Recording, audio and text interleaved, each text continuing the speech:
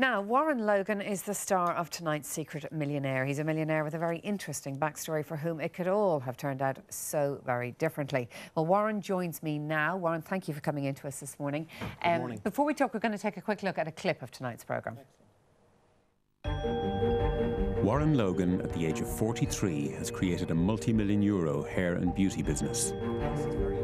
Working with his mother and sister, Warren's business Hairspray has emerged during recession as a successful market leader.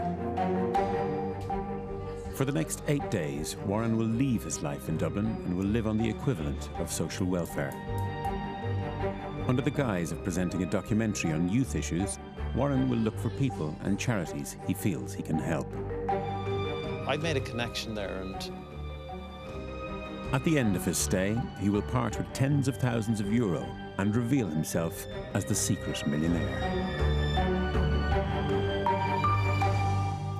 OK, well, Warren, that's a clip of tonight's programme. And, yeah, congratulations on the business. I've seen those shops starting around the place. It is quite an achievement during a recession to start up. But back to your own story, first of all. I mean, the reason you have chosen to look at these kind of youth diversion projects is it very easily could have been you. I mean, you've had brushes with the law yourself. that was, and when I was approached to do the programme, I asked them, just had one request. Request was basically to say, you know, I'll do this, but I'd like to get my own story out there because I think it'd be relevant to talk about what happened to me in my past. When I was a young lad, I dropped out of school very early. I had a difficult home life.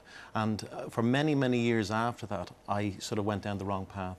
And it took me a long time to iron out those things through sort of great work that I did with a lot of people. And I wanted to bring that into the programme. So you would say you got a lot of help along your own I did. path. I met a lot of very good, influential people. And my thing about it is sometimes you can have chapters in your life that could dictate the whole story, or sometimes they can just be chapters and better things can happen. And I'd like to sort of, that's what I wanted to get out this evening, was to say to people, it's okay, you know, you might not be great at the moment, but you know. It's not entirely the end of the road. Just to go back to your own story, when you were born, your mother was a teenager, your father was actually in prison when you were born. Yes, my father was in prison, he was in the Isle of Wight, and my mother was about 16 when she had me, and everything was going fine until he got out of prison. And then when he came into the household, it was tricky. He wasn't like a bundle of fun or anything like that. So, you know, he had his own issues because he was incarcerated very early when he was 14 and in institutions. So it was an unhappy place to be. And what was he in prison for? Was it theft? He was in prison for theft at the time, yeah. And, you know, I still speak to him. He's the one that hasn't done the work on himself. But, you know, I know one day we'll make our own sort of amends together, you know. So your dad in and out of prison, and then there were addiction issues in the family as well. My mother was an alcoholic. She's clean 15 years. My sister was the same, really. And we've all really dabbled in everything to do with going out, having fun and excess.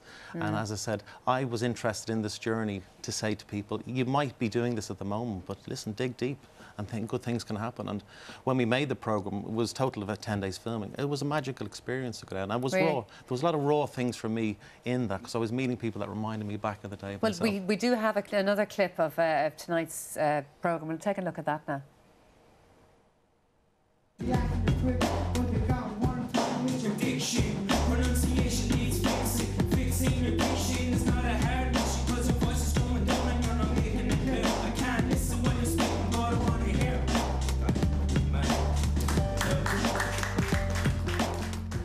So, what you're doing here, what do you think that's fulfilling for the kids that are coming here? What type of need? It gets them in doing something productive, something creative, and it gives them an opportunity to rap about their lives. And at the end of the day, rap is the voice of the street. So basically, whatever happens from where you're from or what you grew up with or what you live, then basically that's what you're going to rap about. And some people use rap as a way just to let it all out.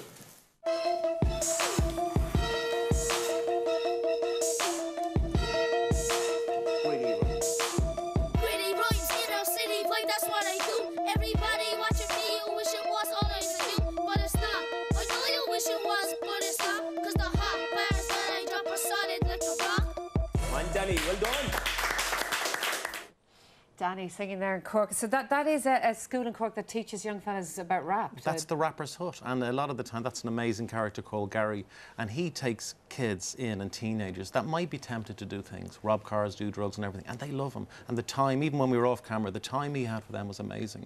So it's a preventative. It is, and you know they needed funding, and I'll let you see it this evening. But they needed funding, and I had 3 magical stories. I met Colette and Anthony Wolfe, whose daughter Leanne committed suicide. I met Gary in the Rapper's Hut, and also I met Ross Barrett to The Bad Boys Turn Good. You know, and so I have to say, try and watch it this evening, everybody. Yeah. Because is it your own money you give away? I think a lot of people wonder about that. A lot of people, you know, think it's somebody else's money. It's your own money. And a lot of people ask as well, do people not really know? And I was worried going into it. Am I going to go down there with a sound man and a camera crew, and people are going to go no straight away? But I promise, the 3 people got the shock of their lives. Are you serious? Yeah, they actually. And your cover was you were making a documentary about. I was presenting a programme about youth issues in Ireland, and that was and I was nervous about that going down, you know. So, but the director Darren Byrne was fantastic. He guided me very well, and he said to me, you know, this is what we need from me. And he just said, just be true to yourself, and you'll have a great experience. And that's what happened. And Warren, going back to your own story, I mean, it would be quite unusual that somebody with, you know, as difficult as it would seem a background as you had in and out of the court system yourself, have come full circle and have done so well.